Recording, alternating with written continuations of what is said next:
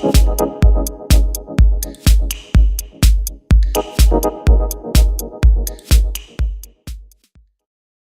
my name is Francesca Weikert, and I am a student at Western Washington University in Bellingham, Washington.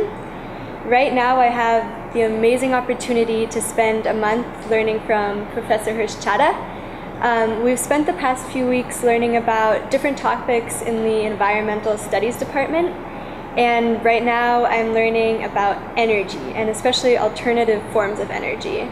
So that is what we will be talking about today. Energy is a very fundamental part of our daily lives. Think about it. You use energy to make your coffee in the morning. You use energy to drive to school or to work. You use energy to warm or to cool your home. You are using energy right now to watch this. Energy is defined as the ability to do work. Doing work in this context means to move something, to lift something, to warm something, or to light something. It can be found in a various number of forms. There is chemical energy, electrical energy, thermal energy, which is also heat energy. There is radiant energy, mechanical energy, and nuclear energy. There is energy that is stored, which we call potential energy, and there is energy that is moving, which is known as kinetic energy. Food, for example, is stored as a chemical with potential energy. We can transform this energy into kinetic energy, which our body then can utilize. A car uses the stored energy in gasoline to move. The engine changes the potential energy into heat and kinetic energy to power the car. Energy has always played a very fundamental role in the shaping of human condition. People's need for energy is essential for survival. So it's not surprising that energy production and consumption are some of the most important activities in human life. Energy is the key to the advance of civilization. As our sources of energy advance, so do we.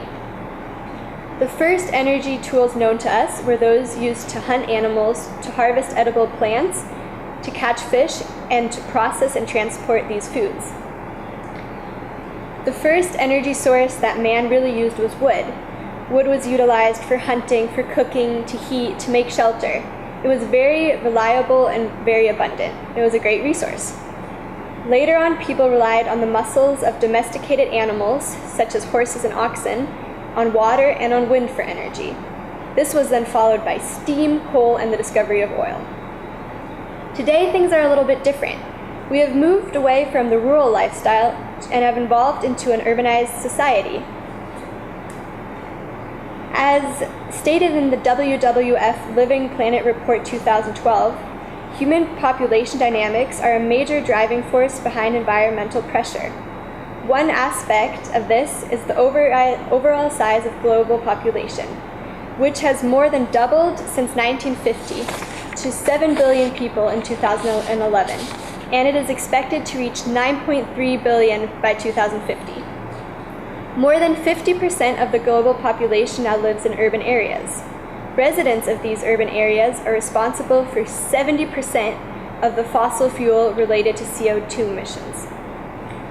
As more and more people are moving into cities, these urban areas will need to start reducing carbon emissions, and they can do that by good management of the density and availability of collective transport, and by moving away from fossil fuels and towards alternative sources of energy. Energy in the sun, energy in the ocean, energy in the wind, in the air. It exists in abundance. We just have to learn how to efficiently harvest, utilize, and store it. It is now time for us to look beyond fossil fuels. I would like to introduce a few forms of alternative energy to you. First, here's the top 30 energy-consuming countries in the world. United States and China are on top, and then they're followed by Russia, Japan, India, Germany, Canada, France, just for you to get an idea. So the alternative sources are solar energy, which is energy from the sun, biomass energy, geothermal energy, ocean energy, wind energy, and nuclear energy. I would like to start with solar energy. Solar energy is any type of energy generated by the sun. It is created by a nuclear fusion that takes place in the sun. This process is known as the PP, proton-proton chain reaction, and it emits an enormous amount of energy in form of waves and particles. Solar energy warms the earth. It causes the wind and the weather, and it sustains plant and animal life. The energy, heat, and light from the sun flows away in the form of electromagnetic radiation. Solar energy is a renewable resource for us. There are different ways of capturing solar radiation and converting it into usable energy. The methods are either active solar energy or passive solar energy. Active solar energy technologies use electrical or mechanical devices to actively convert solar energy into another form of energy, most often heat or electricity. Passive solar technologies don't use any external devices. They take advantages of the local climate to heat structures during the winter and then to reflect the heat during the summer. Photovoltaics is the most familiar way to actively harness solar energy. Photovoltaic arrays usually involve solar panels, which is a collection of dozen or even hundreds of solar cells connected to each other. Each solar cell contains a semiconductor. The semiconductor absorbs the sunlight, and when it does that, it knocks electrons loose. An electronical field then directs these loose electrons into an electric current, and the current is then directed into an external object, which generates the electricity. These photovoltaic power stations have been built all over the world. The largest stations are in the United States, India, and China. These power stations emit hundreds of megawatts of electricity, which is then used to supply homes, businesses, schools, and hospitals. They can also be installed on a smaller scale. For example, you've probably seen a lot of houses with solar panels on top of them. They supply electricity for that specific structure. They can also be placed along roads to light highways. Another type of active solar technology is concentrated solar energy, which uses lenses and mirrors to focus sunlight from a large area into a much smaller area. This intense area of radiation heats a fluid, which in turn generates electricity or fuels another process. So there's many advantages of solar electricity. First of all, it's a renewable resource, and we will have a steady, limitless supply of this for over 5 billion of years. It doesn't matter where you are, the sun is always shining somewhere at any time of the day.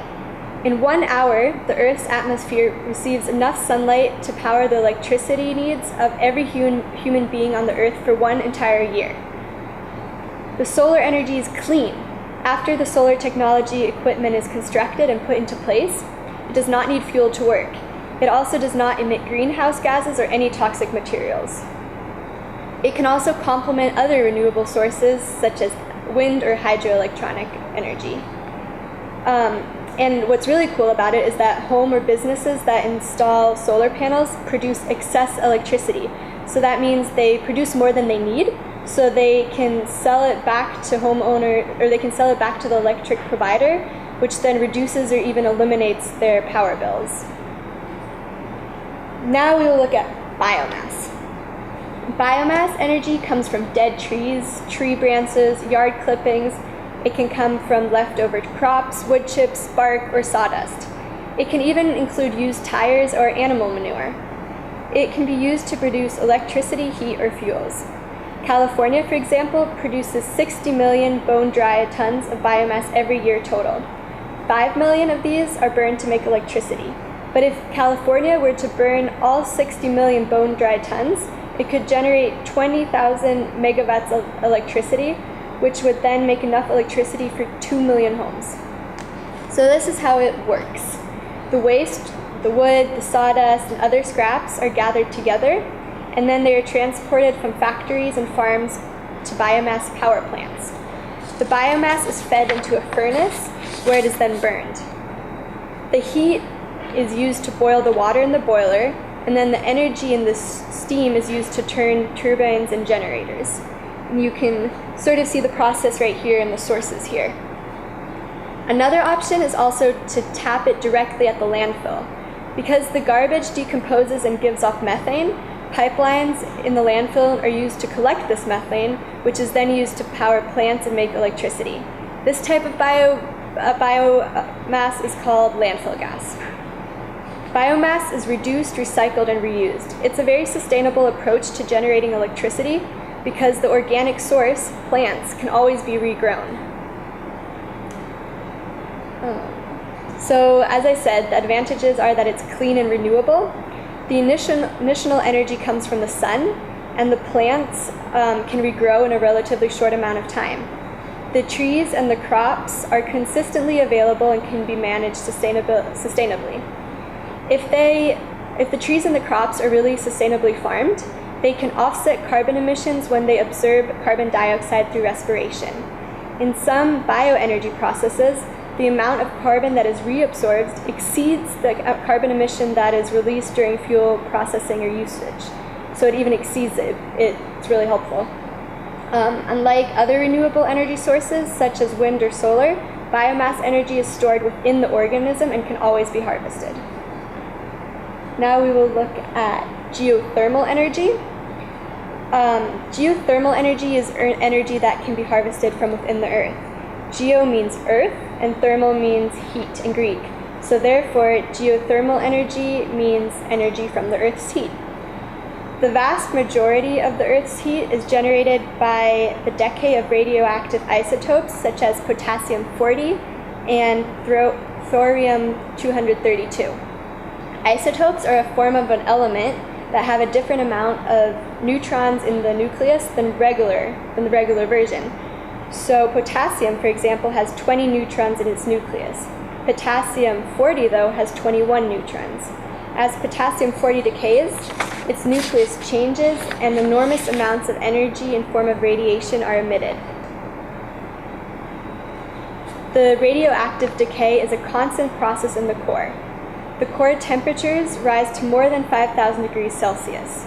This heat is continuously radiating outward and warming rocks, water, gas, and other geological material.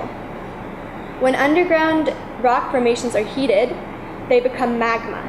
Magma exists in the mantle and lower crust of the earth, and sometimes it bubbles to the earth's surface in a form of lava. Magma heats nearby rocks in submersive aquifers. It is also released as hot water in forms of geysers, hot springs, steam vents, and mud pools. So these are the sources of geothermal energy. Their heat can be captured and used as a heat source, or their steam can be used to generate electricity. Most of the Earth's geothermal energy remains in the mantle, and this dry heat is accessed by drilling and enhanced by ejected water to create steam. Different types of geothermal energy are available in different parts of the world. In Iceland, for example, there are abundant sources of hot, easily accessible underground water, and that makes it possible for most people to rely on geothermal sources as a safe, dependable, and inexpensive source of energy. It also has many advantages. It is renewable, and it's not a fossil fuel that will eventually be used up.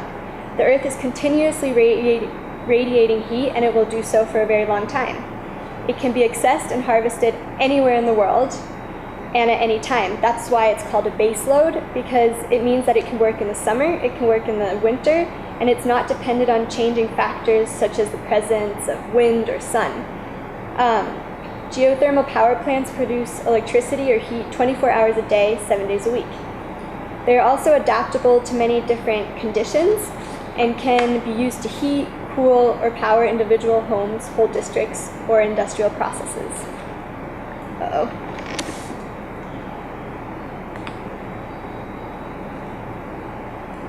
Here is a list of the nations that generate the most geothermal power. That's Iceland, the Philippines, El Salvador, Costa Rica, and Kenya. Another renewable source of energy is the energy that we receive from the ocean. There are a few different ways that we can tap this energy. There's the waves and the tides. We will first look at the energy from the waves. So kinetic energy, which is the moving energy, exists in the moving waves of the ocean. It can be used to power a turbine. As the wave rises into a chamber, which you can see here, the air in the chamber is released out, and this air can then power or spin the turbine, and that then turns the generator. It's not used so much yet, except to power warning buoys and small lighthouses.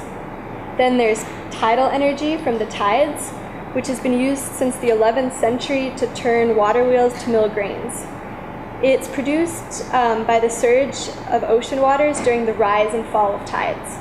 The amount of power produced from tides has been small so far. There are only currently 2 commercial-sized tidal power plants. One is in La Rance, France, and the other one is in Nova Scotia, Canada. The one in France, though, produces 240 megawatt energy from tides, which powers about 240,000 homes. In the United States, it's not very common because there are still legal concerns about the underwater land ownership and the environmental impact. To add on to the oceans, there's hydropower plants. Hydro means water, so hydroelectric means making electricity from water power. Hydroelectric power also uses the kinetic energy of moving water. Dams, as you can see right here, can be built up to stop the flow of the river. And the water of the river is sent through the hydroelectric power plant or the powerhouse, and that then produces electricity. Here, this example is the Dallas Dam on the Columbia River along the border of Oregon and Washington. Hydro is one of the largest producers of electricity in the United States. The water power supplies about 10% of the entire electricity that is used. The state of Washington especially leads the nation in hydroelectricity. About 87% of the electricity that the state of Washington uses is produced by hydroelectric facilities. Some of that electricity is then exported from state and used in other states. Then there's wind energy, which is produced by converting the movement of wind into power for human use. It has been used for thousands of years, was then replaced by fossil fuels in the 20th century, and is now making a comeback. Here is a graph of the world use of wind energy, so it's slowly increasing year for year. And here's a graph of wind power in the United States. So you can kind of see where the most wind is, and then looking at a graph of this, you can analyze where it would be best to put the turbines. So it is produced by wind turbines, which are tall towers with blades rotating at the top. The wind turns these blades right here, and then the blades turn a generator and create electricity. And so the generator is right here.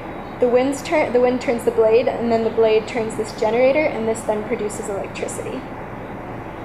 And then it's converted into electrical energy. The horizontal axis wind turbines are the most popular type of electricity producing windmill. They stand about 60 to 90 meters tall, and the blade rotates 10 to 20 times a minute. They're often arranged in large groups called wind farms. Here's an example of the world's largest wind farm, the Jaisalmer Wind Park in Rajasthan, India. And in April 2012, it produced 1,064 megawatts of electricity. The countries that lead the world with wind power production are currently the US, China, Spain, Germany, and India. So the advantages are that wind occurs naturally. It doesn't matter if we use it for electricity or not, it will always occur, so it's very abundant. It's a clean source of fuel. Turbines have no emission and do not pollute the air. And as our population is growing, so is the demand for energy. Wind turbines can be installed economically almost everywhere. This makes a key resource in developing economies. Nuclear energy, for example, demands a workforce with substantial educational engineering backgrounds, as well as an initial investment. But Nepal, for example, is a developing country with no fossil fuel resources, but it is rich in windy Himalayan mountain passes.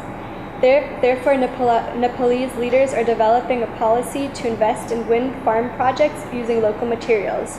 This would expand the nation's power grid and allow for a greater industrial development. Now I thought it would be interesting to look at renewable energy in the UAE. The website Masdar, which is a renewable energy company in the UAE, states that with per capita greenhouse emissions among the highest in the world, Abu Dhabi has recognized the need to diversify its economy and reduce its carbon footprint. Abu Dhabi aspires to become a sort of international hub for renewable energy, new energy, and sustainable technologies, and thereby balancing its already strong hydrocarbon position. So by doing that, they created the world's biggest solar plant, which was opened in March 2013. The 100 megawatt Shams 1, Shams stands in Arabic for sun, was launched in Abu Dhabi's western region an hour from the capital. It is the largest solar plant operation in the world currently. It generates electricity using solar panels, batteries, and a system of power inverters. It displaces right now 1,075 tons of CO2 per year, which is equivalent to planting 1.5 million trees or removing 15,000 cars from the road. This immense power output is enough to power 20,000 homes, and it's really large. So, as Sultan Al-Jaber, the COO of Masdar, says, the launch of Shams 1 marks a very important milestone for Masdar and for Abu Dhabi. I am very proud of the announcement we are making because this project will be the very first utility-scale commercial solar power project in the UAE. It represents the translation into reality of the vision the Abu Dhabi leadership had for renewable energy in the emirate. So a reason why the UAE is doing this is because they give about 2.3 million barrels of petroleum to Europe and the US every day. And Europe and the US are both very sophisticated markets that put a very big importance and priority on clean energy and clean products. And in order to keep up with their markets, the UAE has to produce clean products for the US and Europe to buy. So therefore, Saudi Arabia plans to build renewable energy share up to 30% in their energy mix in the span of the next 20 years. So now you kind of got an introduction on alternative forms of energy. We have solar energy, wind, geothermal, ocean energy. We have a lot of abundant forms of energy. So there's no reason to be stressed out about the declination of peak oil because we have new opportunities and alternatives. The global goal currently of WWF is to decrease the energy demand by 15% by 2050 compared to 2005, to increase the proportion of electricity produced using renewable energy, to cover all global energy needs by 2050, and to provide sustainable energy to everyone in off-grid areas. So now we are moving away from fossil fuels and towards a more sustainable future. Thank you. This is Professor Chadha from Dubai, and along with me is Francesca, a student from United States, who's doing an internship with me for 1 month. And one of the subjects we've just finished talking about is renewable energy, and she discussed about it in a very broad span in a very short time, but she was able to cover a lot of different aspects of it. Renewable energy is something that people think is just a statement or is just one product. In reality, renewable energy, as Francesca has expressed, is not one thing, but is a series of things that can be used and tapped, and it has an amazing potential. I think her understanding of this and the way she has explained it will explain to young minds to understand the ability and the potential of conserving the current fossil fuels and at the same time balancing it with the renewable fuels so that we reach an element of self-sufficiency in this world when it comes to energy demands. Thank you very much, Francesca. Thank you, Professor.